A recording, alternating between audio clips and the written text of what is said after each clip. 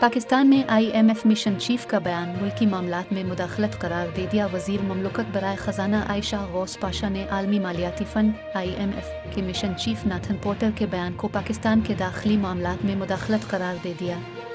इस्लामाबाद में मीडिया से गुफ्तगू करते हुए वज़ीर ममलकत बराए ख़जाना आयशा गौस पाशा का कहना था कि पाकिस्तान कानून के मुताबिक ही चल रहा है। IMF मिशन चीफ का बयान गैर मामूली नौयत का है। पाकिस्तान के अंदरूनी मामलात में मुदाखलत IMF का मैंडेट नहीं। आयशा गौस पाशा का कहना था कि कर्ज प्रोग्राम में ताख़ीर पाकिस्तान और IMF दोनों के मुफाद में नहीं। वज़ीर आज़म ने MD IMF को शराइत पर अमल दरामद और प्रोग्राम मुकम्मल करने की यकीन दहानी कराई है। उम्मीद है नए बजट से पहले स्टाफ लेवल मुआहदा हो जाएगा।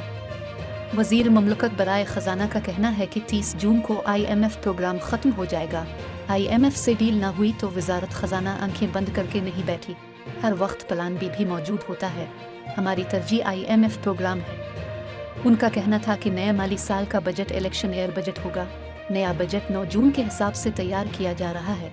नए बजट में अवाम को रिलीफ दिया जाएगा। कोशिश होगी आम आदमी पर मज़ीद बोझ न डाला जाए। IMF पाकिस्तान को टारगेटेड सब्सिडी की इजाज़त देता है।